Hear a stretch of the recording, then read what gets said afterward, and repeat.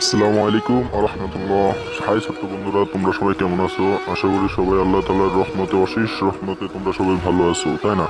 তা আজকে আমি তোমাদের জন্য ইসলামিক কিছু গল্প নিয়ে এসেছি।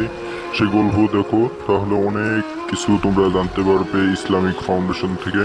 আমরা বাইবেল থেকে কিছু কার্টুন তৈরি করেছি, আসো আমরা সবাই এনজয় করি, কার্টুনটা দেখে এনজয়।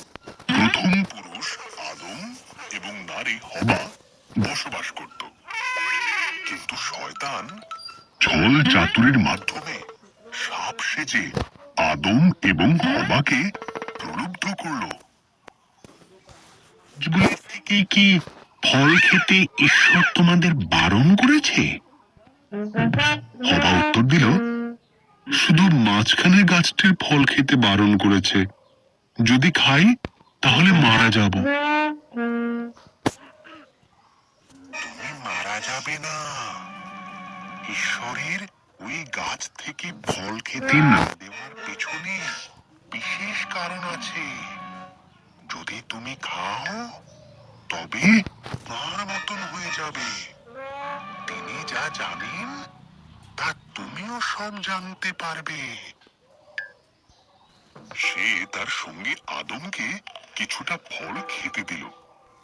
আদমও ফলটি খেল এবং খাবার পরেই তারা এমন কিছু জানতে পারল যা তাদের জানা ছিল না।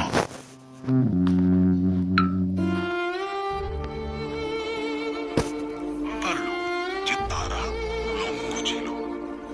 তারা পাতার বস্ত্র তৈরি করে নিজেদের লজ্জা ঢাকলো।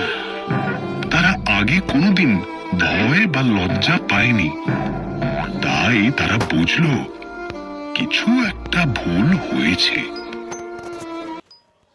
আদম, হবা। আদম উত্তর দিল, আমরা লুকিয়ে আছি, আমরা উলঙ্গ। ঈশ্বর দীর্ঘ শ্বাস ফেলে বললেন, তোমরা ওই গাছের থেকে ফল খেয়েছ, তাই তোমরা জানো।